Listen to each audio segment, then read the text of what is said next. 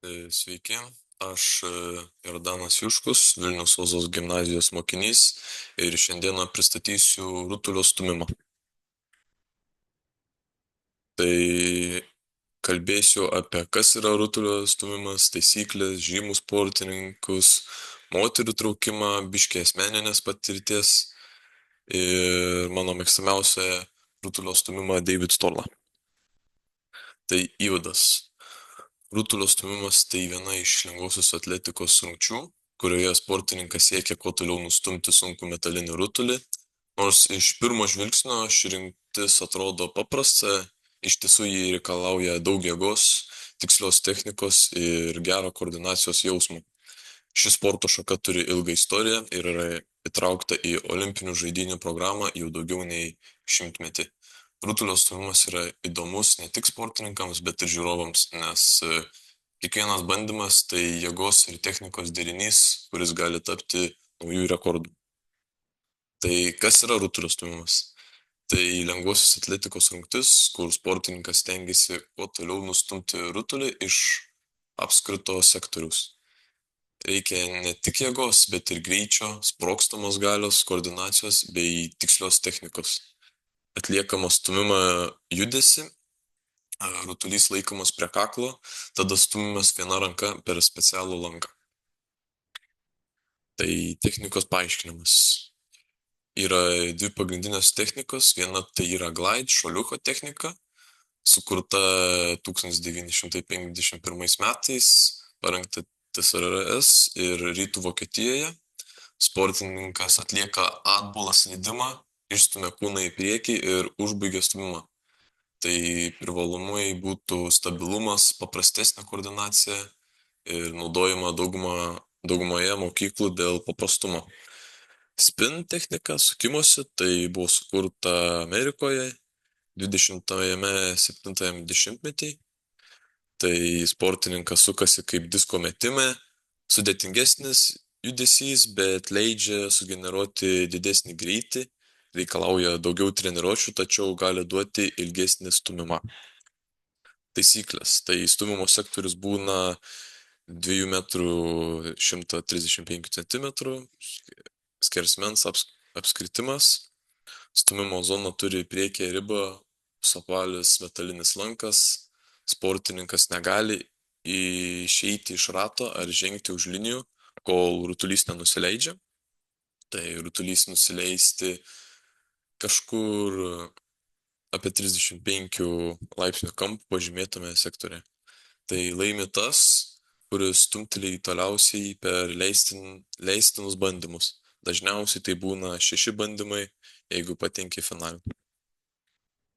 Tai rutulio specifikacijos pagal amžių ir lytį. Tai vaikai iki 12 metų stumdo 2 kg, kaip ir mergaitės, tada jaunučiai berniukai stumdo 3, mergaitės vis dar 2, tada jauniai nuo 15 iki 16, vaikinai stumdo 4, merginos 3, tai jaunimas nuo 17 iki 18 vaikinai stumdo 5, o merginos 3, jaunimas, tai čia 19 ir 20, vaikinai jau stumdo 6, o merginos 4, o jau suaugusieji nuo 21 ir suaugę ir vyresni jau stumdo 7,26 kg arba moteris 4.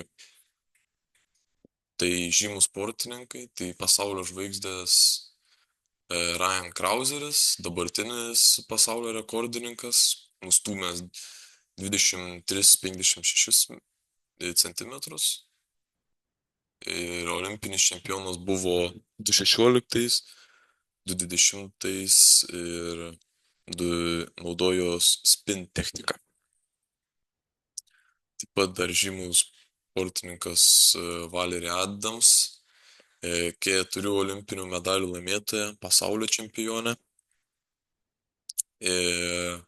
Ulf Timmerman. Tai buvo pats pirmasis žmogus nustūmęs rutulį daugiau nei 23 metrus. Rutulio stūmimo istorija ir raida. Nors rutulio stūmimas, kaip mes jį šiandien žinome, yra moderni sporto šaka, jo pradmenys siekia senovės laikus, Panašus jėgos išbandymai buvo rengiami jau senovės Graikijoje, tačiau tai nebuvo konkrečiai rutulio sumimas, veikiau sunkumų kilnojimas ar akmenų mėtymas. Viduramžiais Škotijoje riteriai ir kariai varžydavosi, kas toliau numes didelį apvalų akmenį. Tai buvo vadinama putting the stone, laikoma šiuolaikinio rutulio stūmimo prototipu. Tai rutulio stūmimas olimpinėse žaidynėse. Tai 1896 metais Atėnuose pirmosios šiuolaikinės olimpinės žaidynės, kur rutulio stūmimas vyrams buvo įtrauktas į oficialią programą. Tuo metu rutulio technika buvo labai primityvi, stūmimas tiesiog stovint, be slydimo ar sukimuose. Technika pradėjo tobulėti 20-ojo amžiaus pradžioje, kai sportininkai ėmė ieškoti efektyvesnių judesių, siekdami didesnio atstumo. Tai moterų traukimas. Tai 1948 metais Londono olimpinėse žaidynėse buvo pirmą kartą moteris galėjo varžytis rutulio stūmime. Tai buvo didelis žingsnis moterų sporto raidoje. Nuo to laiko moterų rezultatai nuolat gerėjo, atsirado profesionalių treniruočių programos. Ir rekordai ir šiuolaikiniai pasiekimai, tai kaip ir sakiau, Ryan Krauzeris dabar laiko pasaulinį rekordą, o moterų pasaulinio rekordas tai Natalija Lisovskaja, nustūmus 22 metrus 63 centimetrus. Dauguma dabartinių profesionalų naudoja sukimusią techniką, o sportininkai nuo jauno amžiaus yra mokomi abiejų metimų. Tai dabar papasakosiu po mėgstamiausią stūmiką. Tai David Storla. Tai gimė 1990 metais Vokietijoje. Jo ūgis buvo 1,98 m. Buvo rutulio stūmimo specialistas, pradėjo sportuoti būdamas 14. Tai jo didžiausi laimėjimai buvo 2 kartus pasaulio čempionas, 2011 ir 2013, taip pat Europos čempionas buvo 2012, 2014, 2016, buvo laimėjęs olimpinį sidabrą 2012 metais ir jo asmeninis rekordas buvo 22 metrai ir 20 cm. Jo techniką jis naudojo glaidą, tai šuoliuką, ir jis buvo vienas geriausių šios technikos sportininkų. Jis buvo stiprus, greitas ir techniškas. Tai mano asmeninė patirtis, tai rutulio stūmimo pradėjau gana vėlai, pradžia nebuvo lengva, reikėjo daug mokytis ir dirbti, kad pasiekčiau gerų rezultatų, tačiau laikant bėgant viskas pradėjo sektis geriau, įdėtas darbas atsipirko, šią žiemą Lietuvos čempionate užėmiau 2 vietą ir gavau galimybę atstovauti šalį Baltijos čempionate.